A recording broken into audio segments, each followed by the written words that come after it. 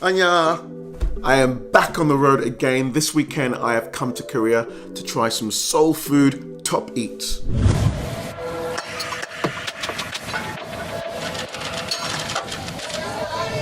When I say soul food, of course, that means I am in the city of Seoul in South Korea. And when I say top eats, it means I'll be checking out places that have a between 4 and 5-star rating online. Now, I'm only here for a weekend. It doesn't leave that many opportunities to eat. So it's still early on day one. I'm gonna get out and start some munching.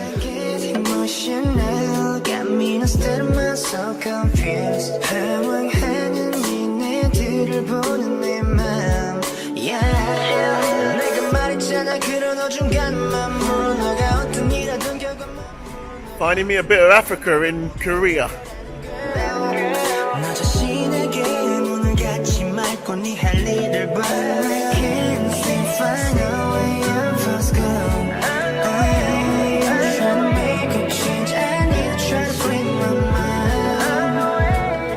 Okay, so I'm starting the Seoul Top Eats food tour with breakfast.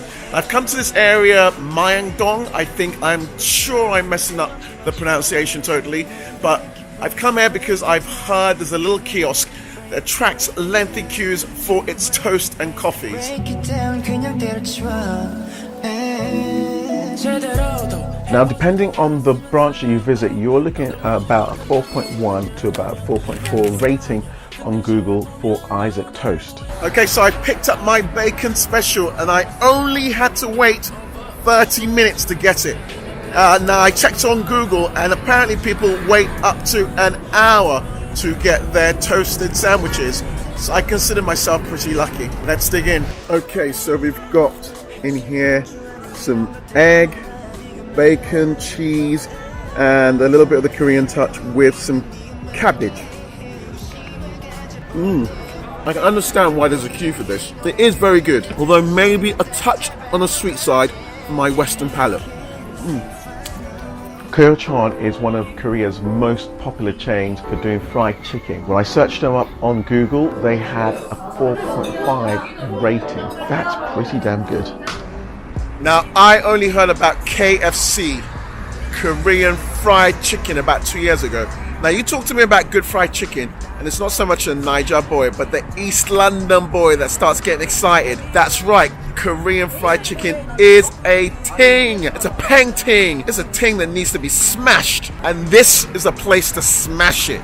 Now, I think I might have gone a little bit overboard with the ordering. The menu didn't state whether the portions were to share, but it's pretty big. But I am not leaving until I finished every single piece of chicken. I particularly love the story of the history of the Korean fried chicken, just because again it shows in the space of like 70 years, a food that was introduced from the other side of the world can be adapted and then be called a national dish or a very popular dish within another country. Now, Koreans consider their fried chicken as anju, which in Korean means food to be served or eaten with drinks. So Koreans often eat their fried chicken with beer in tow. So I've got my beer here. I've also got my pickled radish, which is good enough that I could just gobble it down on its own. But just the acidity of the pickled radish itself actually pairs so well with the fried chicken by helping to just cleanse the mouth a little bit and cut through the grease. And then everything is washed down with the beer. I am ready to do this. That was great fried chicken, and like I said, it got smashed. And what I loved most about it, it was the perfect balance. It wasn't wet and slimy like some fried chicken can be. It wasn't super dry like a lot of the East London chicken can be. It was perfect, and the coating clung really well to the chicken. I particularly loved the red, slightly spicy coating they had in there. Absolutely fantastic. I think I need to go and lay down now. That really was far too much chicken for one person. Okay, so it's day 2 and I've come to grab some Korean barbecue.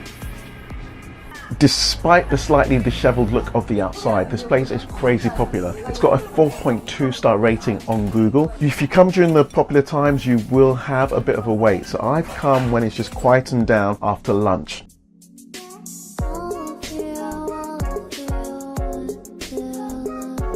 If you know anything about Korean cuisine, then for sure you've heard about Korean barbecue. And I guess now anywhere that needs to make a little bit of a buzz nowadays needs to have its edge. And so Dutum's edge is that it's got dry aged pork.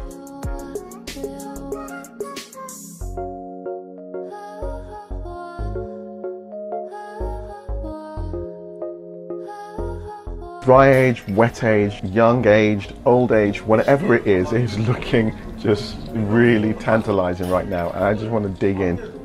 Now, one of the reasons I really like Korean barbecue, apart from just being really tasty, is that you get all these extras. It's like going to those American places where it's eat all you can and you order maybe a steak and then you've got this massive salad bar. Except all those little extras you get are awesome. You get the kimchis and the salads, little bits of pickle. It's great. I've also ordered myself a bowl of cold noodles, which I can imagine on a really hot summer day would be really refreshing. But today, I am all about the stuff sizzling on that barbecue. So although it's good, I'm saving all the space for the barbecue.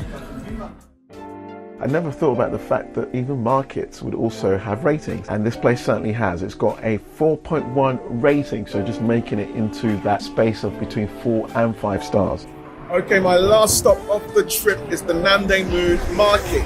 Now, after a stomach full of Korean barbecue, I'm not sure I'll be able to fit any more in, but still worth taking a peek. Now, this place has everything from guys playing clarinet to a whole bunch of different types of Korean street food. So I'd highly recommend this place if you wanted to just come and see an assortment of the types of things that class as street food in Korea. You can even then get yourself a bunch of Supreme merch. Supreme was absolutely everywhere in this marketplace. How much? Okay, I think it was pretty obvious that I was never going to last, and I caved in and I bought one of Korea's most popular street foods, and that is the tteokbokki, or Korean boiled rice dumplings. The sauce on this is amazing. You'd think it'd be really spicy because of that redness, but it's actually quite sweet. Not like ketchup so much, but I don't know, still quite flavorful. Paprika, other spices are coming through. Delicious. Now this is a place that definitely didn't make it into my Seoul top eats. I'm just wondering a little bit about the English name of this place. Coming down to Lotteria, you never know what you're going to get. Now surely you guys have heard of K-pop, with Blackpink and BTS being so big at the moment, but did you know about Korean drama? I am so much more excited about the Korean drama, and I was hoping that I might audition and get myself into a show. What do you think? Do I look the part? Leave comments below, please be nice. Don't forget to subscribe and smash that like button. Thank you for watching, see you next time.